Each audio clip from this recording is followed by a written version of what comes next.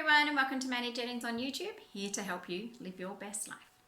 Today I'm just doing something a little bit different. I made an Essene bread the other day and I thought I would video it for you guys to see if maybe that's something that you wanted to try if you haven't already.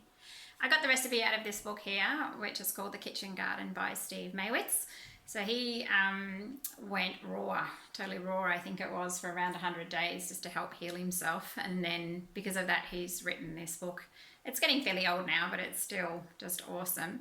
He does a lot of sprouts, which is all over the cover there, and that's what we try and incorporate in our life. So out of this book, I did the coconut yogurt the other day, which my son loved. And yeah, I've made the Essene bread a few times. The one I've just made the other day, I possibly cooked it a little bit too long. So as you'll see in the video, it was a little bit hard to cut. So possibly was a little bit overcooked. It was still lovely and it was still nice and dense in the middle. But I thought I would just send you a recipe. So if you enjoy the video, let me know. And if you're wanting any more of this sort of stuff, then I will certainly do it for you. So enjoy. So here we have the wheat berries. So they've been soaking for 12 hours and then they have to sprout for 2 days. So what you want to make sure is that when you've got them, that this shoot is not longer than the seed itself. So mine aren't, so they're ready to go. So the first thing we do is we're going to pop them into the food processor.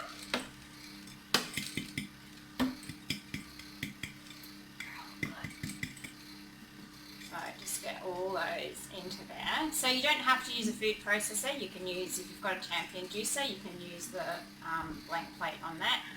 But I have my food processor, so that's what I'm going to use.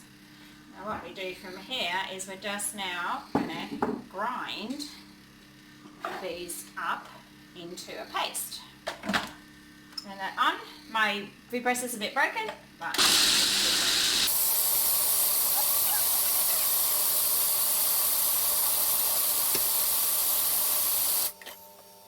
scrape it down.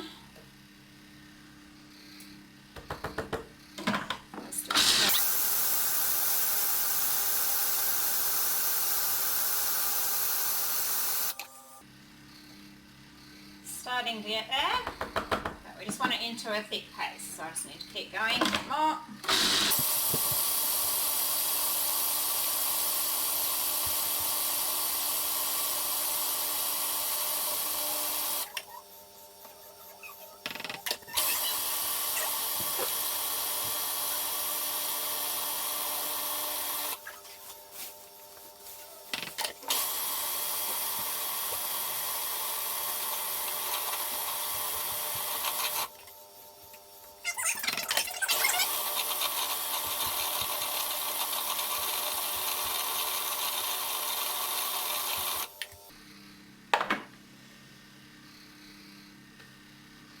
So it's just having a little bit of trouble turning, so I'm just going to put a tiny bit of water in it just to help it finish off.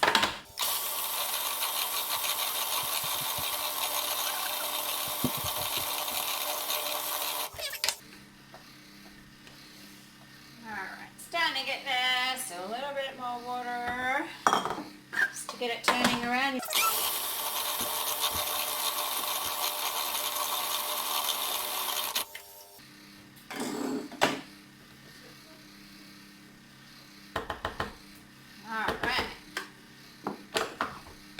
So this is it here. So it's a relatively smooth paste. If you had something a bit different, you might get it a bit smoother than I've got. Now what I do here is we start to knead it. So I'm just going to put it into a bowl.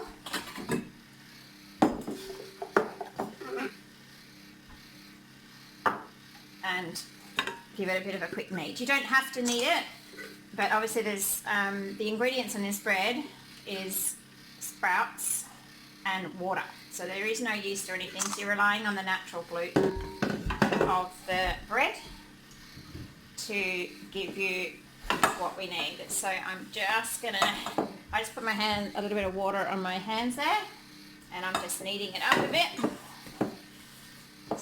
So it gets pretty sticky, so you just need to knead it a bit.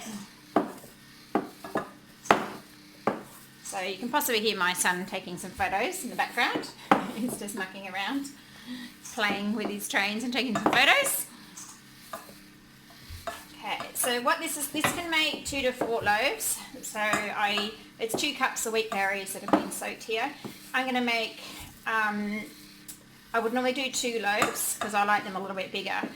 But what I'm going to attempt to do today is make some flatbreads as well, because my daughter, she tends to need carbs in grains. She tends to do quite well with grains and not so well with beans and lentils. And I made some raw bread the other day with flax seeds and she didn't do so well with that either.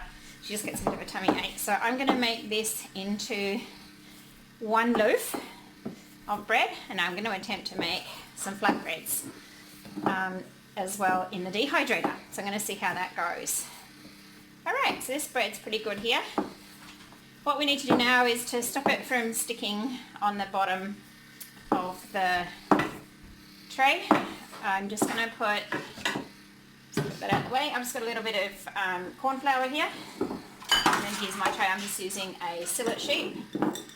So I'm going to pop a little bit of the corn flour on the bottom here just to help stop it from my bread from sticking on there. My oven is currently at 120 degrees Celsius, which is what my oven's at. So the bread's going to take quite a while to cook. So I want to cut it roughly in half, and that gives me a nice big loaf like that. And then what I'm going to do is pop it onto the tray, and then I just want to flatten it out to roughly about a 1.5 to 2 inches high. So there we go. So that's one of my loaves there. And then what I do from there is I'm just going to pop that into the oven, and we have a loaf of bread ready to go. So this is Essene bread. So I'm just going to pop that into the oven. There's my oven, and I'm just going to pop it on the bottom shelf there, and then I close the oven. So this is going to take about 3 to 4 hours, something like that. So I will pop that on and I will be back to you, and in a second I will do the flatbread. So I will get that one ready for you in a second. Right, so this is the other half of the dough from making my Essene bread. I'm going to just add a little bit more water to this one. So I've not done this before. I don't have a recipe for this, but I'm just going to attempt to make some flatbreads in the dehydrator that hopefully I can roll up and make into like some wraps. So I'm just going to add more water to it because I want it to be a little bit thinner than the Essene bread. And I was thinking of putting it in the blender, but I'm just a bit concerned that I'm going to end up jamming up my blender. So I'm going to try it this way, see how I go. If it doesn't work, then next time I will try it in the blender. So it's fairly, yeah. I mean, it may not work anyway, just because it's of the seeds and it's a little bit crunchy, but let's have a go. I've made lots of things in the dehydrator before. Like my kids love just some, we call them banana pancakes. It's just bananas, ripe bananas chucked in the blender and then poured onto the trays and dehydrated for around, well, I think it's 10 or 12 hours. So these are just my dehydrators. I have the dehydrator trays. So I've got the sheet and a thing on top. What is it? It's just sort of an extra sheet on top to stop it from falling through. And then mine's the Excalibur. I've got an Excalibur 5 tray, which I love. And a lot of the raw foodies people have it. So I'm not totally raw food. We do obviously have some cooked food, but I do quite like eating live food. So this is what this is. We're just trying to keep the food still live by keeping them under, I think it's about 105 degrees roughly. So I try and cook as much as I can under that, and then obviously we eat quite a bit of raw as well. So I'm just going to pat this down to fairly thin, and hopefully this will take a while. It'll probably take 14 hours maybe, something like that. I'll just have to keep checking it as I go along. So there's one over there, and then I will do another one as well into my tray. So this is fairly heavy bread. Obviously this is this will be about roughly a quarter cup of wheat berries per wrap. Yeah, so it's going to be a fairly heavy wrap, but as I said, my daughter needs to have more carbs. She sleeps much better when she's had grains for some reason, but I prefer not to give her conventional breads, which is processed flour, and then you need to soak it. So it's heated at high temperatures, then dried, and then processed into a flour, then you've got to rehydrate it, and then they're quite often got yeast of some sort as well. So I prefer to go this sort of thing. So I'm going to give this a go. It may not work as I said, but we will see. Alright, so I'm going to chuck those in the dehydrator for about 12 hours. I've got my Essene bread in the oven, and yeah, I'll keep you updated as to how we went. Okay, so it's been just under 3.5 hours now, and I think that my bread is ready. So what you want to do to make sure your bread's ready is you just want to press the top of it and make sure it's a little bit springy, but it's also a little bit tough there, and then the same on the bottom. You don't want it too soft. You just want to make sure that it's got a bit of a tap and a bit of a sound to it. So that's my bread there. As you can see, it's not a normal bread. It's a very heavy, dense loaf. So I'll wait for it to cool, and then I will cut it up and show you how the bread went. Just cut it.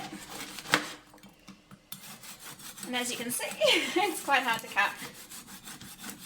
And it's quite dense. But when I cut it, you can see that it's quite nice and moist inside. So that's what we do for our bread, and that's it. Okay, so this has been about 12 hours, and this is supposed to be my flatbread. As you can see, it didn't really work, which I didn't think it would. So that's okay. I'm just going to have to scrape it off with this, and then I now have some great crackers for some hummus dip. So I'll probably just make some hummus dip, and then we've just got some wheat crackers now to have with our hummus dip. So I now know that you can't make wraps. Alright, hope that's all helped everyone, and I'll talk to you next time.